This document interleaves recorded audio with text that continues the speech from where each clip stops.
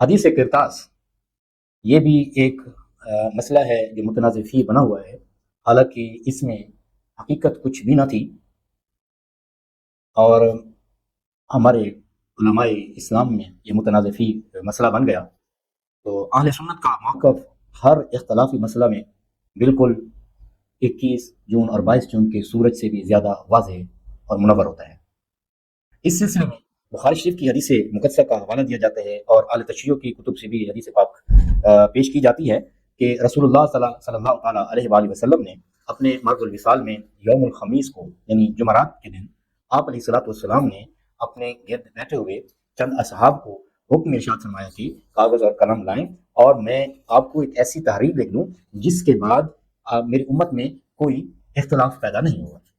یہ آپ علیہ السلام کا فرمان عالی شان ہے جو میں نے آپ کو مفہوماً عرض کیا ہے۔ اب گزارش یہ ہے کہ اس وقت آپ علیہ السلام کے گرد جو اصحاب بیٹھے تھے ان میں حضرت عمر رضی اللہ تعالیٰ عنہ بھی موجود تھے۔ تو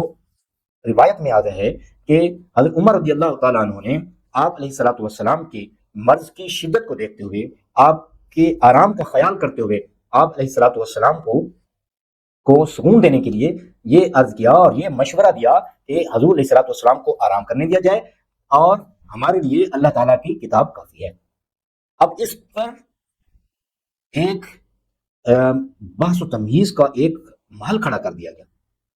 کہ حضرت عمر رضی اللہ تعالیٰ عنہ اس بات میں رکاوٹ بنے۔ آقا علیہ السلام نے جو کاغذ قلم منگوایا تھا اس پر آپ ولایت علی یا خلیفہ بلا فصل حضرت علی رضی اللہ تعالیٰ عنہ کو لکھ کر دینے والے تھے۔ اب یہاں پر بہت ساری باتیں اس ضمن میں آتی ہیں، ذرا آپ یہ بتائیں کہ اس طرح سے تو آپ نے حضرت عمر رضی اللہ تعالیٰ عنہ کو عالم الغیب مان لیا، ان کو کیا خبر کہ حضور کیا تحریر فرمانا چاہتے ہیں؟ اس کا مطلب ہے کہ ان کو بھی علم غیب حاصل تھا۔ ہم تو مانتے ہیں، ہم تو اہل سنت سے ہیں، ہم تو مانتے ہیں کہ اولیاء کاملین کو بھی اللہ رب العزت کشف اور کرامت عطا فرماتے ہیں۔ بہرکیف اس طرح کی اور بھی باتیں اس ضمن میں آ سکتی ہیں۔ تو عرض کرنے کا مقصد یہ ہے کہ آپ اسی بخاری شریف کی حدیث پیش کر رہے ہیں، تو بخاری شریف کے اور دوسرے مقام پر بھی تو ہے جو حضرت عائشہ صدیقہ رضی اللہ تعالیٰ عنہ سے روایت ہے کہ وہ بھی بخاری شریف کی حدیث پاک ہے۔ حضرت عائشہ صدیقہ رضی اللہ تعالیٰ عنہ روایت فرماتی ہیں کہ رسول اللہ صلی اللہ تعالیٰ علیہ وآلہ وسلم نے ارشاد فرمایا کہ میں یہ چاہتا ہوں کہ کاغذ قلم پر یہ آپ کے والد گرامی کی خلافت لکھ دوں تاکہ میرے بعد امت کسی گمراہی میں نہ پڑے۔ یہ حدیث بخاری شریف میں ہے، ذمہ داری سے عرض کر رہا ہوں۔ اب یہ کیا تھا کہ اب حضرت عائشہ صدیقہ رضی اللہ تعالیٰ سے جب یہ روایت بھی پیش ہوئی کہ حضور علیہ السلام نے صراحتاً ارشاد فرمایا، پھر آپ علیہ السلام نے فرمایا کہ یہ پھر اس طرح سے یہ اختلاف کرنا شروع کر دیں گے، مجھے اللہ تعالیٰ سے پوری امید ہے کہ اللہ رب العزت ان سے ان اختلافات کو ختم کر دے گا اور ان کو حضرت بکر صدیق رضی اللہ تعالیٰ کی خلافت پر جمع کر دے گا اور باقی جو خدشات ہیں ان کو دور فرما دے گا۔ یہ بخاری شریف میں ہے۔ اب اس بخاری شریف کی اس حدیث مبارکہ کو دیکھیں، کاغذ قلم کی حدیث مبارکہ کو، اور سید عائشہ صدیقہ رضی اللہ تعالیٰ عنہا کی حدیث مبارکہ کو آپ دونوں کی تطبیق کریں تو کاغذ قلم لانے سے مراد یہ ہے کہ حضور علیہ السلام حضرت بکر صدیق رضی اللہ تعالیٰ کی خلافت لکھنا چاہتے تھے اگر ان حدیث مبارکہ کو پیش کیا جائے۔ اگر آپ بخاری شریف کی حدیث مبارکہ نہیں مانتے جیسے اہل تشیع ہیں تو پھر آپ کو یہ حدیث مبارکہ پیش کرنے کی ضرورت بھی نہیں ہونی چاہیے جس میں حضرت عمر رضی اللہ تعالیٰ عنہ کا ذکر ہے۔ تو پھر آپ اپنی کتابوں میں جا کر دیکھیں جن میں یہ صراحتاً لکھا ہے کہ اس وقت حضرت علی رضی اللہ تعالیٰ عنہ اور دوسرے اہل بیت اطہار بھی وہاں پر موجود تھے، وہ کاغذ قلم لا کر دے دیتے۔ انہوں نے حضور علیہ السلام کے فرمان مقدس کی تعمیل کرنی تھی یا حضرت عمر فاروق رضی اللہ تعالیٰ کے مشورے پر عمل کرنا تھا۔ حضرت علی رضی اللہ تعالیٰ کا گھر جو ہے وہ حجرہ عائشہ رضی اللہ تعالیٰ کے بالکل قریب تھا،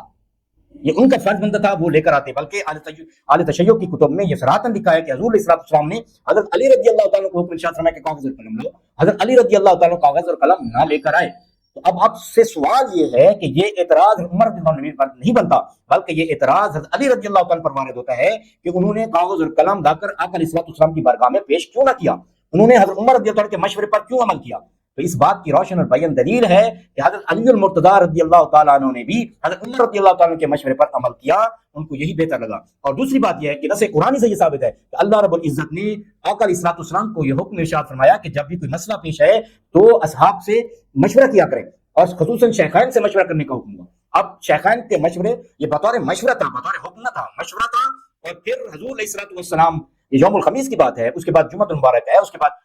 ہفتہ ہے، اس کے بعد اتوار ہے، اور پھر شمار آ رہا ہے، یہ 3-4 دن درمیان میں ہے۔ تو آپ علیہ السلام کو افاقہ بھی ہوا، تو آپ علیہ السلام پھر کاغذ اور قلم منگوا لیتے، مگر آپ علیہ السلام نے بھی کاغذ اور قلم نہ منگوایا۔ یہ بھی اس بات کی تائید ہے کہ آپ صلی اللہ علیہ وسلم نے بھی حضرت عمر رضی اللہ تعالیٰ عنہ کے مشورے کو قبول فرمایا، اور اس کی تحسین کرنی چاہیے۔ اب ذرا یہ سوچیں کہ کتنی ہمارے دلوں میں ہمارے دل تنگ ہیں کہ حضرت علی رضی اللہ تعالیٰ عنہ نے حضور علیہ السلام کے آرام کی خاطر، اس وقت آپ صلی اللہ علیہ وسلم کو تکلیف نہیں ہے، آپ علیہ السلام بیمار نہیں ہے، معاذ اللہ استغفر اللہ، آپ علیہ السلام کسی تکلیف میں مبتلا نہیں ہے، بس آپ علیہ السلام آرام فرما رہے ہیں، اور وہ حضرت علی رضی اللہ تعالیٰ عنہ کی ہے، اور وہ پھولے نہیں سما رہے، اور پھر ان کی نماز قضا ہو گئی۔ یہاں پر تو اہل تشیع بغلے بجا رہے ہوتے ہیں اور اہل سنت بہت جھوم رہے ہوتے ہیں کہ حضرت علی رضی اللہ تعالیٰ عنہ نے حضور علیہ السلام کے آرام پر نماز، فرض نماز جو کہ صلاۃ الوسطیٰ ہے، جس کو اللہ رب العزت نے سب سے اہم ترین نماز قرار دیا ہے، اس کو حضور علیہ السلام کے آرام پر قربان کر دیا۔ وہ نماز ادھر قربان ہو رہی ہے، اگر حضرت عمر رضی اللہ تعالیٰ عنہ مرض الوصال، جس میں شدید علالت بھی ہے اور حضور علیہ السلام کی طبیعت آرام کا تقاضا بھی کر رہی ہے، اس وقت آپ جو ہے شور مچانا شروع کر دیتے ہیں۔ جب ان کے آرام کی خاطر حضرت علی رضی اللہ تعالیٰ نے نماز قضا کی، نماز کو چھوڑ دیا، تو اس وقت اہل سنت یا اہل تشیع بہت خوش ہوتے ہیں اور ان کے چہرے پر رونق آ جاتی ہے۔ تو یہاں پر عمر رضی اللہ تعالیٰ عنہ بھی یعنی وہی کام کر رہے ہیں جو حضرت علی رضی اللہ تعالیٰ عنہ پہلے کر چکے ہیں۔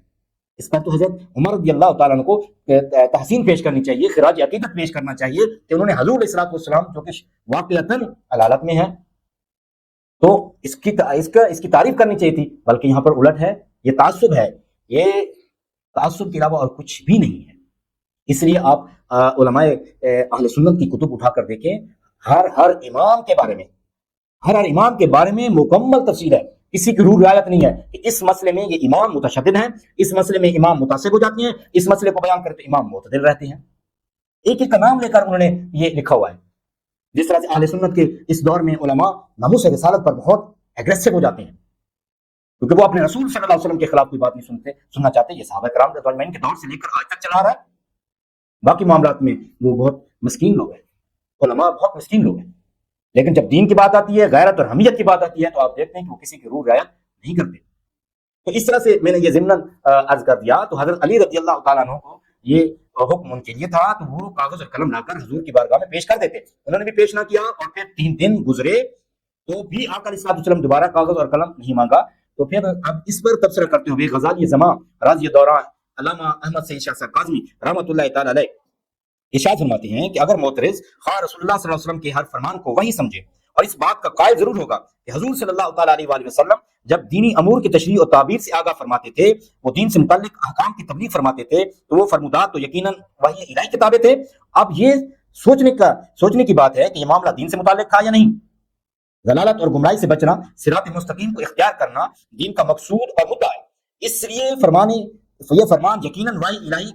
الہی ہوگا من حیث رسول۔ ارشاد ہے اب اگر یہ تشریح جو میں نے آپ کی خدمت میں عرض کی ہے نہ تسلیم کی جائے، تو پھر یہ کہا جائے گا کہ ایسی تحریر جو دین سے متعلق تھی بحکم خداوندی آقا علیہ السلام کو تحریر عطا فرمانے والے تھے، حضرت عمر رضی اللہ عنہ کے کہنے پر عطا نہ فرمائی، تو مفہوم یہ ہوگا کہ معاذ اللہ استغفر اللہ رسول اللہ صلی اللہ تعالی علیہ وسلم نے احکامات تبلیغی صحیح طریقے سے سر انجام نہیں دیے، جو کہ یہ گستاخی رسول ہے،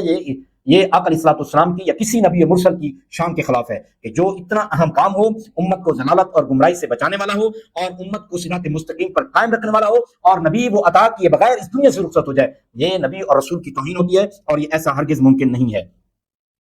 اگر یہ اس بات سے نہ تھا، جیسے کہ میں نے بخاری شریف حضرت سیدہ عائشہ صدیقہ رضی اللہ تعالیٰ عنہ سے یہ میں نے عرض کیا، اس طرح سے اس پر تبصرہ کرتے ہوئے آپ آگے ارشاد فرماتے ہیں کہ تمام اہل علم جانتے ہیں کہ سیدہ طیبہ طاہرہ فاطمہ زہرا رضی اللہ تعالیٰ عنہ کا حجرہ مسجد نبوی سے متصل تھا، اور حضرت علی رضی اللہ تعالیٰ عنہ کاتبین وحی میں سے تھے، اس لیے جب سرکار علیہ السلام نے کاغذ مانگا تو سب سے پہلے حضرت علی رضی اللہ تعالیٰ عنہ کی یہ ذمہ داری تھی کہ وہ اپنے گھر سے جو سیدہ عائشہ صدیقہ رضی اللہ تعالیٰ عنہ کے حجرے سے بہت قریب تھا، فوراً کاغذ قلم لا کر سرکار کی خدمت میں پیش کر دیتے۔ ان کا ایسا نہ کرنا اس بات کی دلیل ہے کہ وہ بھی حضرت عمر رضی اللہ تعالیٰ عنہ کے ساتھ متفق ہو گئے۔ حضرت عمر رضی اللہ تعالیٰ عنہ نے کئی معاملات ایسے پیش آئے کہ حضرت عمر رضی اللہ تعالیٰ عنہ نے مشورہ دیا، اور حضور علیہ السلام نے پر وہی بعد میں نازل ہوئی۔ بہت سارے مسائل آپ جا کے نیٹ پہ سرچ کریں، اور حضرت عمر رضی اللہ عنہ کے مناقب میں آپ جا کر پڑھ کر دیکھیں، آیات ربانی بعد میں نازل ہوئی ہیں، حضرت عمر رضی اللہ تعالیٰ نے یہ مشورہ حضور کو پہلے دیا، اور اللہ رب العزت نے حضور علیہ السلام کو حکم ارشاد فرمایا کہ اصحاب سے خصوصاً شیخین سے مشورہ ضرور لیا کریں۔ تو حضرت عمر رضی اللہ عنہ نے بطور مشورہ جو ہے وہ یہ بات کہی کہ حضور علیہ السلام کو آرام کی ضرورت ہے، تو اس طرح سے حضور علیہ السلام کے آرام کے مشورے کی خاطر حضرت عمر رضی اللہ تعالیٰ عنہ نے یہ صرف بطور مشورہ کہا کہ ہمارے لیے اللہ تعالیٰ کی کتاب کافی ہے، حضور علیہ الصلوۃ والسلام کو تکلیف نہ دی جائے، آقا علیہ الصلوۃ والسلام آرام فرما رہے ہیں، ان کو آرام فرمانے دیا جائے۔ اب آپ ذرا اس بات پہ غور کریں، اصل بات کیا تھی، حقیقت کیا تھی، اور لوگوں نے کیا بنا دی، راویوں نے کیا بنا دی۔ تو عرض کرنے کا مقصد یہ ہے کہ اہل سنت کا یہ موقف ہے کہ کسی کے کفر اور ایمان کا فیصلہ تا صبح قیامت قرآن اور سنت کی روشنی میں کیا جائے گا، تاریخ کی کتابوں سے نہیں، قرآن اور حدیث سے ثابت کیا جائے گا۔ آپ لاکھ روایتیں لے کر آئے کسی صحابی رسول کے خلاف، اگر قرآن کی آیت اس صحابی کو صحابی رسول مان رہی ہے، اس کی تائید کر رہی ہے، اس صحابی رسول کی عزت اور عظمت کو بیان کر رہی ہے، رسول اللہ صلی اللہ علیہ وسلم کا فرمان اس صحابی رسول کو جو ہے وہ اس کی شان اور اس کے مناقب کو بیان کر رہا ہے، تو ہم ان روایات کو، تاریخی روایات کو چھوڑ دیں گے، عظمت صحابی کو سلام پیش کریں گے، کیونکہ کسی کا ایمان ثابت کرنا اسی طرح سے آپ جس صحابی رسول کے اوپر قرآن و تشریح دیکھیں گے، مورخین کی طرف سے دیکھیں گے، بس اسی صحابی رسول کی شان قرآن میں موجود ہوگی یا رسول صلی اللہ علیہ وسلم کے فرمان میں موجود ہوگی۔ تو ہم اہل سنت کا بالکل واضح موقف ہے۔ اس دور میں بھی اگر کسی پر کفر و شرک کا فتویٰ لگتا ہے، وہ اس مفتی کو پر یہ لازم اور فرض ہوتا ہے وہ نص قطعی پڑھے گا، پھر اس پر کفر و شرک کا فتویٰ لگے گا، ایسا کفر و شرک کا فتویٰ نہیں لگا کرتا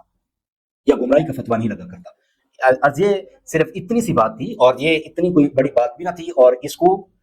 لوگوں نے جو ہے وہ داستان کی صورت میں بیان کر دیا۔ اسی طرح سے اور بھی مسائل ہیں جو